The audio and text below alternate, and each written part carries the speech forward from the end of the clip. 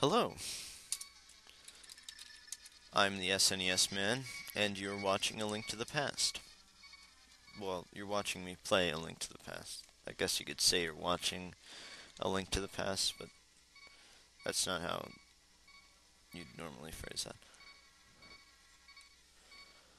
that. Um, this is Turtle Rock, just in case you haven't.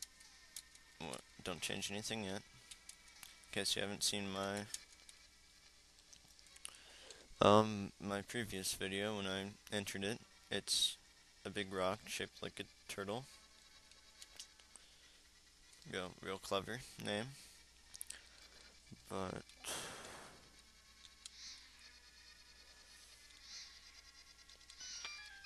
you know what I really hate? AT&T and Verizon Wireless commercials.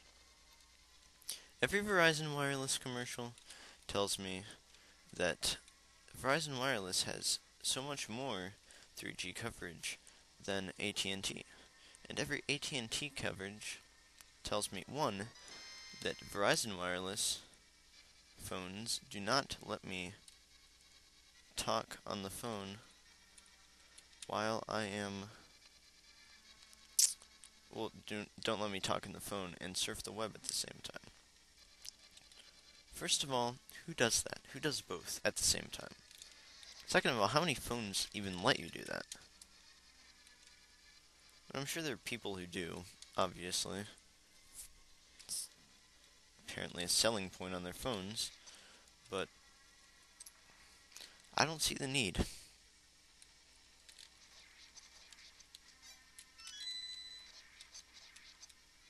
Ooh, hearts.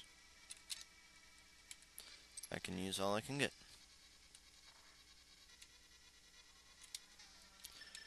Um,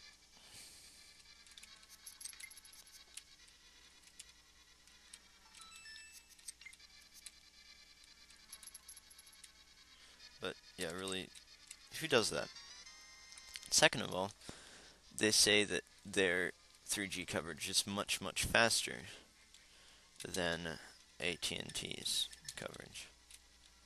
But I ask you this: what good is what good is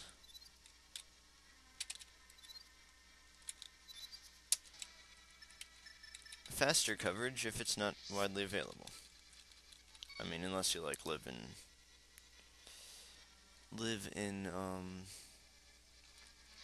like New York City or something, somewhere where they have coverage. They have. I'm not saying they only have coverage in New York City. I don't know where they have coverage, but they don't actually try to combat each other's points. They just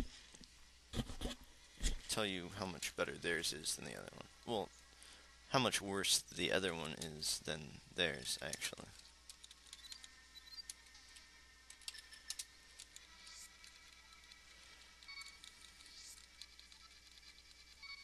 Oh, I'm all out. Just kidding about catching that fairy.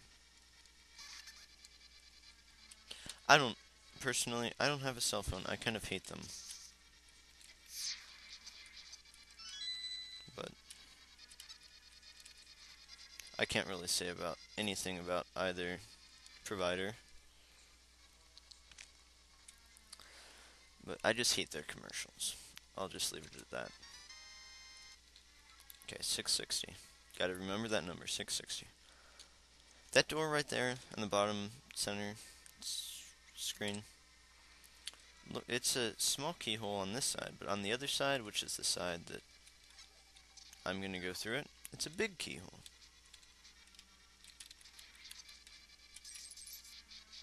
I just, I just think that's kind of funny. It's the same door, but two different size keyholes. I don't know how often you see big keyhole doors from the side you're not supposed to go into them. Probably more than just this one time, but that's the only time I...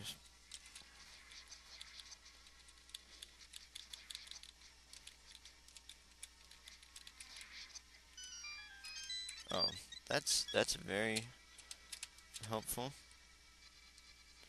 Why am I why am I low on arrows. I, like, never use them. I guess they never get replenished from when I do never use them.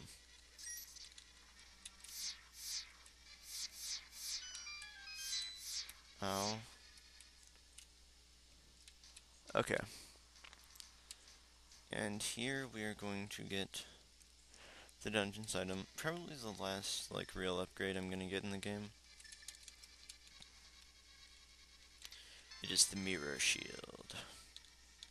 It basically stops the laser eyes of... See, big door? Big key door. That's the same door we saw earlier. You can rewind if you want, but I don't know why you'd want, so don't. Unless you just really want to see. Or prove me wrong. But I'm pretty sure I'm right, so it'd be a pretty futile attempt. I could be wrong. I'm not gonna say I'm not wrong, but I'm pretty sure it was a small key on the other side. Looks like it anyway. I wonder if there's any way of getting to it from that side. Like from the top, the way you're not supposed to go. Okay. In this room, you hit this switch, and that opens a door in the lower part of... I was hoping that wouldn't hit me twice, but it did. It opens the door right down here. Okay, I'm watching a commercial with William Shatner and, like, this really fat guy. It's for Priceline, of course. What else does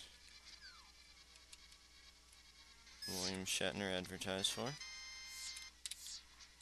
I never get this commercial. It's the one of the guy. He's, like, naked, and out of nowhere he just, like, picks up the game of Pictionary. The commercial makes no sense. There are a lot of commercials I just don't understand.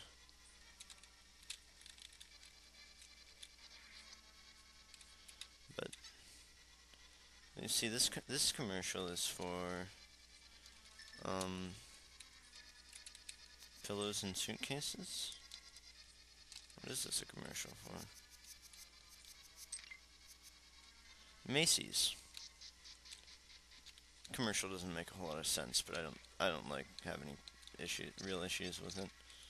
Oh, we're about to go up on against the boss, and I'm really low on health. Hey, that TurboTax commercial has Bianca from Cyberchase in it. If you've never seen Cyberchase, it's a pretty wonderful show. And this is why I got the ice rod.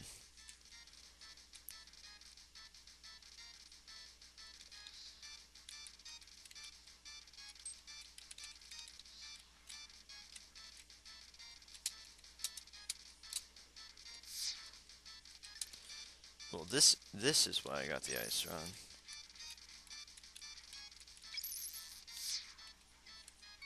Oh. I'll be really impressed with myself if I can manage to beat this without dying, though. There's really no chance of that happening.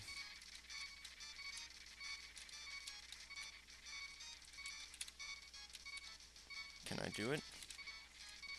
I think it's just one more hit. This guy's, like, really easy to take out.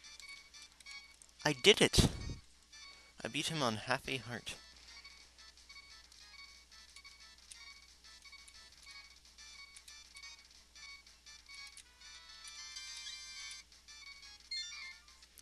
And this is the final crystal of the game. If you were wondering. The last one, which means that we can now go on to Ganon's Tower. I think it's called... I don't know. Is it called Ganon's Tower in this game? Probably not. I appreciate you coming so far to rescue me, as I thought you were the legendary hero. I have felt this from the first time we met. Ellipsis. Ganon is waiting inside of his tower to pass through the gate linking the two worlds. Once Ganon enters the light world, it is unlikely that anyone can stop him, but if he stays in the closed space of this world, you can find him wherever he runs.